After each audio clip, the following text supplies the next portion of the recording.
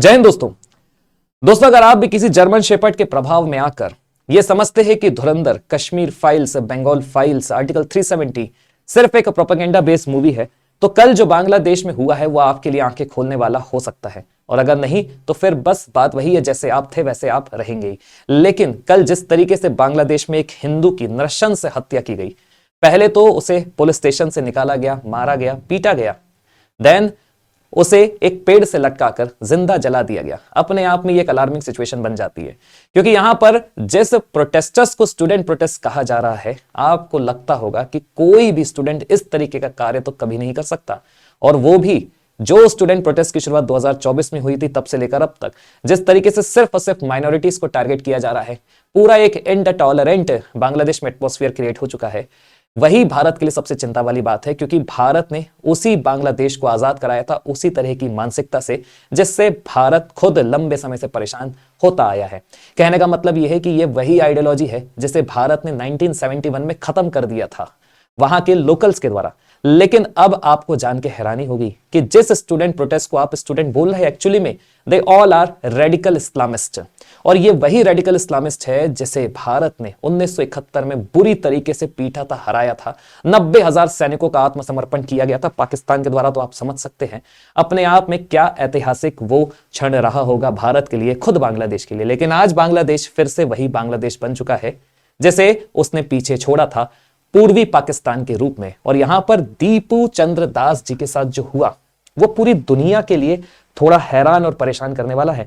कारण यह है कि पूरे भारत में all eyes on Bangladeshi Hindus फिर से चालू हो चुका है। इस तरीके का हैशटैग, ये वही हैशटैग है जिस तरीके से हमने ऑल आइज ऑन पहलगाम के टाइम में यूज किया था। लेकिन आपको भी जान के हैरानी होगी कि पूरी दुनिया में इस तरीके का हैशटैग नहीं यूज किया जा रहा है जिस तरीके से खुद ह्यूमन राइट्स कमीशन वाले और दुनिया के अनेक कोने में रहने वाले, इवन भारतीय भी, कई सारे भारतीय भी सेव गाजा और सेव फलस्तीन के नाम से हैशटैग का यूज करते थे। ना जाने अब वो कहां घुस गए हैं जो सेव गाजा सेव फलस्तीन का हैशटैग यूज करते थे, लेकिन आज उनको all eyes on Bangladeshi Hindus hashtag use करने में शर्म आ रही है। तो आइए पूरा मसला समझते हैं। यहां पर दीपू चंद्र दास की पहले तो मैं आपको बात बता दूं, इनकी तरफ से मात्र एक ऐसा पोस्ट शेयर किया गया था जिसमें कोई भी आपत्तिजनक बात नहीं थी। लेकिन हाँ, ये वहां के इस्लामिक रेडिकल जो प्रोटेस्टर थे उनको पसंद नहीं आया। और कारणवश आप देखिएगा, ये अभी बहुत सुरक्षित तरीके से एक पुलिस स्टेशन में बैठे हैं, लेकिन क्षण भर में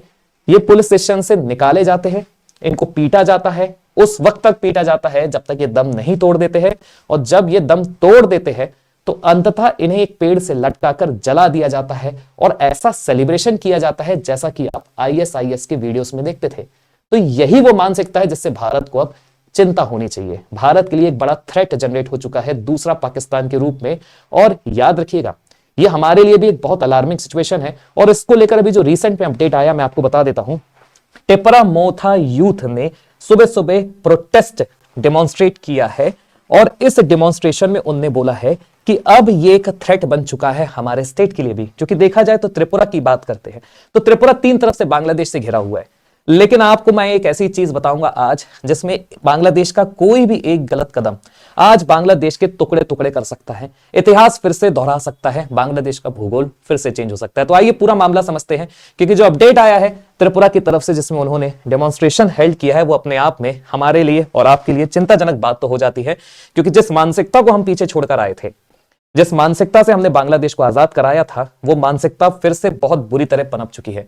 यहां पर जो तथाकथित स्टूडेंट प्रोटेस्टर है जिन्हें कहा जा रहा है, एक्चुअली में उन्हें स्टूडेंट प्रोटेस्ट हम नहीं बोलेंगे, they all are radical Islamist. उनके द्वारा जो स्लोगन यूज किए जा रहे हैं उसको जरा ध्यान से सुनिए। The India that shelters killer break that India, the India that shelters Hasina break that India. मामला सिर्फ इतना सा है कि 17 तारीख को जो प्रोटेस्ट चालू हुआ था जुलाई उक्या के नाम से, याद रखिएगा 2024 में जब इन्हीं स्टूडेंट ने प्रोटेस्ट किया था तो आवामी लीग की सरकार को उन्होंने उखाड़ फेंका था। और उसके बाद मोहम्मद यूनिस की इंटरिम गवर्नमेंट बनी। लेकिन 2024 में भी अनेकों ऐसे, आपको मैं यहां पर कुछ इमेजेस दिखाता हूं, अनेकों ऐसी चीजें हुई थी जिसमें सिर्फ और सिर्फ माइनॉरिटीज को टारगेट किया गया था। अदरवाइज किसी एक सरकार के बदलने के कारण माइनॉरिटीज के ऊपर कभी भी हमला नहीं किया जाता। तो आप समझिएगा, यहां पर एक ऐसा इनटॉलरेंट एटमॉस्फेयर क्रिएट हो चुका है जिन्होंने खुद डिक्लेयर किया है कि बांग्लादेश अब एक इस्लामिक कंट्री बन चुकी है। In the name of one and indivisible Allah we declare the Muslim sultanate on the side of Bengal. ये वहां के स्टूडेंट विंग का एक ट्विटर अकाउंट है और आपने देखा भी होगा जो गतिविधियां चल रही है वो पूरी की पूरी डेमोक्रेसी के खिलाफ है। बहुत भरसक प्रयास किया गया था शेख मुजीबुर रहमान, शेख हसीना के द्वारा कि बांग्लादेश इस रास्ते पे ना चले, लेकिन वही बात है, बड़ी ताकतों ने फिर से बांग्लादेश को आज पूर्वी पाकिस्तान बना दिया है। और अगर ब्रेक दैट इंडिया के सिंबल्स और स्लोगन्स यहां पर यूज किए जा रहे हैं तो आप समझ सकते हैं ये भारत के लिए चिंता वाली बात है। लेकिन बड़े मजेदार बात है कि अगर बांग्लादेश भारत को ब्रेक करना चाह रहा है तो उसके पास आधार एक है जिसका नाम है सिलीगुड़ी कॉरिडोर। लेकिन बांग्लादेश को खुद पता है कि बांग्लादेश के पास सिलीगुड़ी कॉरिडोर जैसे खुद 2 चिकन नेक हैं, और अगर आज की डेट में भारत ने वो चिकन नेक पर कब्जा कर लिया तो फिर तो बांग्लादेश का भूगोल फिर से चेंज होगा, बांग्लादेश का इतिहास फिर से चेंज होगा। और मेरे को नहीं लगता है, आपको भी कभी नहीं लगेगा कि बांग्लादेश ये गलती करने वाला है। ऑपरेशन सिंदूर में पाकिस्तान का एक एग्जाम्पल बांग्लादेश सीख सकता है कि बस बोलने से बात नहीं बनती है, बस उचकने से बात नहीं बनती है ना। आपके पास वो काबिलियत होनी भी चाहिए जो भारत ने 1971 के युद्ध में दिखाई थी। 90,000 सैनिकों का आत्मसमर्पण किसी देश के द्वारा कराया गया था तो वो था भारत। अब आप समझिएगा, यहां पर देखिए दीपू चंद्र दास आपको दिख रहे होंगे और पीछे फोटो दिख रही होगी मॉब लिंचिंग की। ये जो चेहरे देख रहे हैं, अगर आप इन्हें स्टूडेंट बोल रहे हैं तो ये बड़ी गलतफहमी है। जिस तरीके से ये हंस रहे हैं, वीडियो रिकॉर्डिंग कर रहे हैं, इसमें हर एक वर्ग का व्यक्ति दिख जाएगा, तो आप समझ सकते हैं कि ये सब अब वही आइडियोलॉजी पनप चुकी है जिससे बांग्लादेश को आजाद कराया गया था। अब बात सिर्फ इतनी सी है कि ये पहली बार नहीं हो रहे हैं। लास्ट ईयर जब स्टूडेंट प्रोटेस्ट की शुरुआत हुई थी, इस तरीके के इस्लामिक रेडिकल रिवॉल्यूशन की शुरुआत हुई थी, तो नंबर ऑफ ऐसे इंसिडेंसेस हुए थे जिसमें माइनॉरिटीज को टारगेट किया गया था, नृशंस हत्याएं की गई थी और दूसरों के जो एक धार्मिक स्थल है उसको भी डिस्ट्रॉय किया गया था। तो अपने आप में समझिएगा ये पूरा मसला लास्ट ईयर से चल रहा है।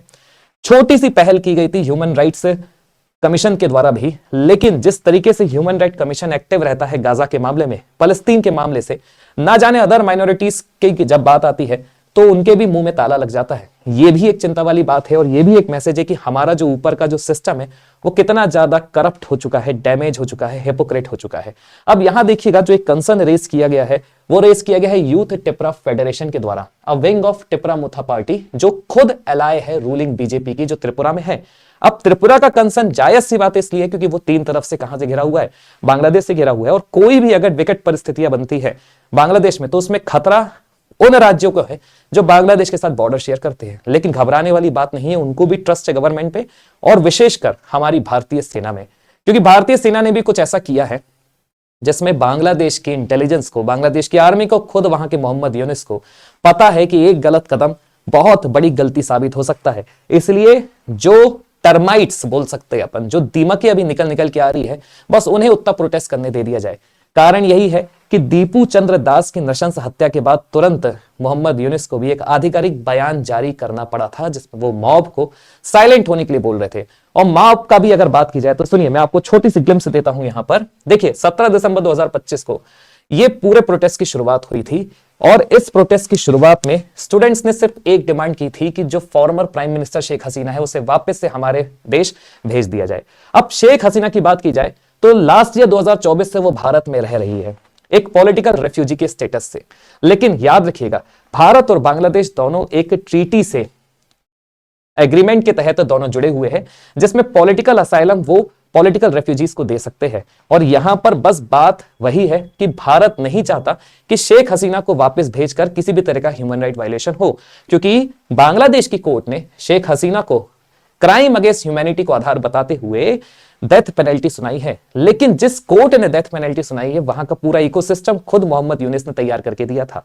मतलब जो डेथ पेनल्टी डिक्लेयर की गई है वो शेख हसीना के एब्स्टेंशिया में दी गई है, ना उनका कोई वहां पर वकालत करने के लिए एडवोकेट था, ना ही किसी प्रकार का ऐसा इकोसिस्टम था जहां पर वो अपना पक्ष रख सके। तो आप समझ सकते हैं कितना मजेदार वो कोर्ट और माहौल रहा होगा जिसमें सारे ही लोग मोहम्मद यूनुस के थे लेकिन शेख हसीना का कोई नहीं था। और इसे खुद शेख हसीना ने स्वीकारा है, कहा है भारत में रहकर कि वो एक तरफा निर्णय था, मुझे बोलने का मौका नहीं दिया गया। और ऐसी स्थिति में अगर मैं जाती हूं वापस अपने देश तो मेरा भी हाल वही होगा जैसे कि शेख मुजीबुर रहमान का हुआ था, असैसिनेशन। और यही चाहते हैं वहां के रेडिकल इस्लामिस्ट प्रोटेस्टर्स। अब आप समझिएगा, ये मसला अब आ चुका है कि जब तक शेख हसीना को वापस नहीं किया जाएगा ऐसे ही ऊल जलूल बयान आपको सुनने को मिलेंगे। अब बात यहां पर सिर्फ इतनी खत्म नहीं होती है। यहां पर जो पूरा का पूरा अनस्टेबिलिटी चल रही है वो बहुत सारे कारणों को लेकर चल रही है। लेकिन इस दौरान आप समझिएगा, इस दौरान फेब के मंथ में बांग्लादेश में इलेक्शंस भी होने वाले हैं। लेकिन इलेक्शंस भी तभी हो सकते हैं जब आवामी लीग को भी लड़ने का मौका दिया जाए। लेकिन आवामी लीग खुद बांग्लादेश में बैन है। तो आप समझिएगा, ऐसी स्थिति में जब एक बड़ी पॉलिटिकल पार्टी को वहां की इंटरिम गवर्नमेंट ने बैन करके रखा है, तो फिर कैसे आप समझ सकते हैं, कैसे हम समझ सकते हैं कि वहां का भी इलेक्शन फेयर होगा, फ्री होगा, ट्रांसपेरेंट होगा। हो सकता है कि किसी ना किसी गलत तरीके से वहां पर भी एक ऐसी डेमोक्रेटिकली इलेक्टेड गवर्नमेंट को चुना जाए जो सिर्फ नाम की हो, लेकिन एक्चुअल पावर वहां की मिलिट्री के पास ही रहे। ठीक वैसे ही जैसे पाकिस्तान में आज के समय में आसिम मुनीर वास्तव में प्रधानमंत्री है, लेकिन हाँ, नचाने के लिए उसने शहबाज शरीफ को प्रधानमंत्री बना के रखा है। तो आप समझ सकते कि पूरा मसला किस तरीके से बिगड़ते जा रहा है, हालात गंभीर होते जा रहे हैं। और बात यहां पर भारत, शेख हसीना और बांग्लादेश की है। लेकिन इसी बीच बांग्लादेश में जो प्रोटेस्टर्स है वो जिस तरीके से बयान दे रहे हैं, ये वही बातें हैं जिस तरीके से पाकिस्तान यूज करता है, ये वही स्लोगन है जिस तरीके से पाकिस्तान यूज करता है, ये वही तरह की रणनीति है जिस तरीके से पाकिस्तान भारत के खिलाफ करता है। तो यहां पर यह तो बात अब है नहीं कि बांग्लादेश को बांग्लादेश समझा जाए, बल्कि ईस्ट पाकिस्तानी बोला जाए तो ज्यादा अच्छी बात होगी। और ये इस वक्त इंटेंसिफाई हो रही है जब बांग्लादेश के स्टूडेंट रेडिकल इस्लामिक प्रोटेस्ट के दौरान एक लीडर की हत्या कर दी जाती है किसी अननोन गनमैन के द्वारा, सॉरी। और ये जो अननोन गनमैन है उसने हत्या उस मोमेंट पे करी जब एक प्रोटेस्टर जो उनका लीडर था, जिसका नाम है शरीफ ओस्मान हादी, ने एक ऐसा पोस्ट शेयर किया ट्विटर में जिसमें भारत का डिस्टॉर्टेड मैप शो किया गया है। अब अगर आप इस मैप को ध्यान से देखेंगे तो यहां पर आपको ये जो हिस्सा दिख रहा है जिसमें भारत का पूरा नॉर्थ ईस्ट बांग्लादेश के कब्जे में आ चुका है, और देखिए यहां पर पाकिस्तान भी जम्मू कश्मीर को हथिया चुका है और इवन कुछ राजस्थान के एरियाज को भी अपना चुका है। देखा जाए तो ये दोनों के लिए एक ऐसा सपना है जो कभी भी पूरा नहीं हो सकता, लेकिन हाँ, इसका उल्टा जरूर हो सकता है। ये दोनों भी बहुत अच्छे से जानते हैं। इस पर्टिकुलर पोस्ट के बाद हुआ कुछ ऐसा है कि इस पर्टिकुलर पोस्ट को शेयर करने के बाद ओस्मान हादी की इन दो गनमैन ने क्लोज रेंज में हत्या कर दी और सिंगापुर में उपचार के दौरान इनको डेथ डिक्लेयर कर दिया गया था।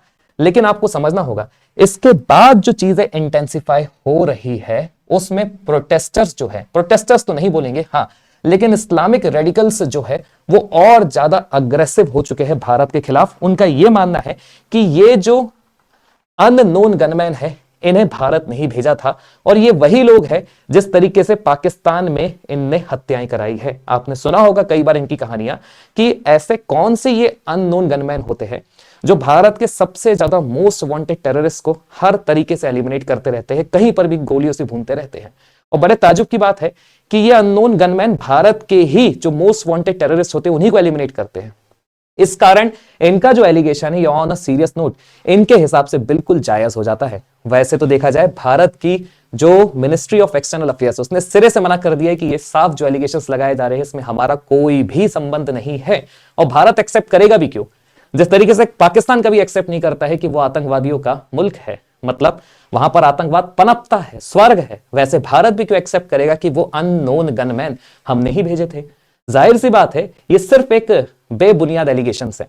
और यहां देखिएगा एक और है लीडर जिसका नाम है हसनात अब्दुल्ला, ये भी उसी प्रोटेस्ट को लीड कर रहा है। इसने भी सेम टाइप ऑफ स्टेटमेंट दिया, I want to tell India clearly, I will separate the seven sisters from India इंशाअल्लाह। रेवोल्यूशनरी लिखा हुआ है यहां पर शब्द, बल्कि ये जो भाषा यूज की जा रही है ये अपने आप में इस्लामिक रेडिकल की वही भाषा है जिससे भारत को थोड़ा चिंता में आना चाहिए। अब आपको मैं पूरा समझाता हूं कि आखिर भारत की क्या तैयारी चल रही है। तो यहां पर आपको जान के बड़ा मजा आएगा कि भारत ने भी पूरी प्रिपरेशन पहले से ही करके रखी थी। जब आवामी लीग की सरकार पलटी थी, मिलिट्री कूप हुआ था, सैनिकों का वहां पर पूरा कब्जा हुआ था, एक एडवाइजर बनाया गया नाम का जिसका नाम है मोहम्मद यूनिस, और मोहम्मद यूनिस ने खुद को जब एक्सपोज करना चालू किया, जिससे वो मिलने जाता था वहां पर भारत का डिस्टॉर्टेड मैप शो करता था, तब से ही भारत की तैयारियां चालू हो चुकी थी। और आज की ये कंडीशन है कि भारत ने अपने total number of 4 military bases Bangladesh के अराउंड एक्टिव कर दिए हैं। और जिस तरीके से चीजें इंटेंसिफाई हो रही है, बस इंडियन मिलिट्री को इंतजार है कि बांग्लादेश एक ऐसा कदम उठा दे जिसमें हम मजबूर हो जाए बांग्लादेश का भूगोल पलटने में, बांग्लादेश का इतिहास फिर से दोहराने में। और ऐसा हो भी सकता है। यहां आपको मैं कुछ ऐसी चीजें बताऊंगा जो आपको सुनकर अच्छा लगेगा, प्राउड फील होगा। Indian army launches military station in Dhubri closest to the Bangla border, threat to chicken neck, Indian army now fortifying Bangladesh Mizoram border after Siliguri corridor। ये रिपोर्ट है। India established 3 new army bases near Bangladesh border close to secure chicken neck corridor। यहां पर आपको मैं एक tweet दिखाता हूं, बड़ा इंटरेस्टिंग सा है। ये हेमंत बिश्व शर्मा का ट्वीट है और इसे साइकोलॉजिकल वॉर बोलते हैं। देखिए, हमेशा आपको यह बताया जाता है कि भारत को उसके चिकन नेक की सुरक्षा करनी है। यह साइकोलॉजिकल वॉरफेयर होता है। हमें क्यों हमारे चिकन नेक की सुरक्षा करनी है? हमारे पास तो हमारा चिकन नेक ऑलरेडी सिक्योर है। सुरक्षा तो उसे करनी है जिसके पास 2 चिकन नेक है। बांग्लादेश के पास आज के समय में 2 ऐसे चिकन नेक है कि अगर भारत ने उस चिकन नेक को कब्जा कर लिया तो भारत का जो चिकन नेक है वो अपने आप में हाथी का गला बन जाएगा, अतः बड़ा चिकन नेक हो जाएगा, मोटा, अच्छा, तगड़ा। तो भारत का अब जो इंटेंशन है, रवैया है, वो बांग्लादेश को काउंटर करने का बन चुका है बहुत लंबे समय से। और इसमें याद रखिएगा, इंडियन मिलिट्री हमारी तैयार बैठी है। ऑलरेडी अभी कुछ टाइम पहले भारत ने वहां पर ट्राई सर्विसेज कंडक्ट करी थी, जिसमें इंडियन आर्मी, इंडियन नेवी और एयरफोर्स थी। और जो जायजा लिया गया उसमें हमारी मिलिट्री पूरी तरीके से तैयार है। और यहां देखिएगा, हेमंत बिश्व शर्मा जो असम के मुख्यमंत्री, उनका स्टेटमेंट है इसको लेकर, to those who habitually threaten India on the chicken neck corridor should note these facts as well। उन्होंने कुछ पॉइंट्स बताए हैं कि बांग्लादेश के पास खुद के 2 चिकन नेक हैं और दोनों ही सबसे ज्यादा वल्नरेबल है। जितना हमारा वल्नरेबल नहीं है उतना बांग्लादेश का है। पहला जो चिकन नेक है, it is 80 kilometre north Bangladesh corridor from Dakhin Dinajpur to south west Garo Hills. किसी भी तरह का disruption can completely isolate the Rangpur division from the rest of Bangladesh. मतलब पहला जो चिकन नेक है वो रंगपुर डिवीजन के पास है, मैं आपको पूरा लोकेट करके दिखाऊंगा। और सेकंड जो है वो और इंटरेस्टिंग है, वो तो हमारे सिलीगुड़ी कॉरिडोर से भी पतला है। Second is the 28 kilometre Chittagong corridor from the south Tripura till the bay of Bengal. This corridor is smaller than India's chicken neck and is the only link between Bangladesh economic capital and political capital। अब ये जो statement है किसी chief minister की तरफ से अगर आ रहा है तो आप समझ सकते हैं कि वो भी कितना सीरियस है और उनको भी पता है कि भारतीय आर्मी, भारतीय सेना किस तरीके से आगे कदम उठा सकती है। और यहां पर नंबर ऑफ जो 4 इंपॉर्टेंट मिलिट्री बेसेस है जो भारत ने स्टैब्लिश करके रखे हैं, बहुत प्राउडली मैं आप सबको बता रहा हूं। आप इसे जितना शेयर करिएगा करिएगा, क्योंकि इंडियन आर्मी और भारत वो मुल्क है जो बताकर मारता है। तो यहां पर एक चीज ध्यान रखिएगा, जो मिलिट्री बेसेस है ये वो मिलिट्री बेसेस है जिसे भारत ने पूरे बांग्लादेश का इतिहास बदलने के लिए, भूगोल बदलने के लिए एक्टिव कर दिया है। सबसे पहले मिलिट्री बेस का नाम है लाचित बोरफुकान मिलिट्री बेस, दूसरे का नाम है Chopra military base, then Kishanganj military base, और प्रपोज मिलिट्री बेस जो है वो मिजोरम के पास यहां पर तैयार हो चुका है, ऑपरेशनल हो चुका है। मैं आपको लोकेशन बताता हूं। सबसे पहले तो इस इमेज को ध्यान से देखिएगा। यहां पर आपको बांग्लादेश के 2 चिकन नेक दिखेंगे, एक है आपका रंगपुर डिवीजन के पास नंबर 1 और एक है आपका त्रिपुरा के पास नंबर 2। और अगर आप दोनों चिकन नेक की लोकेशन देखेंगे ना तो ये ज्यादा वल्नरेबल है अगर आप सिलीगुड़ी से कंपेयर करेंगे।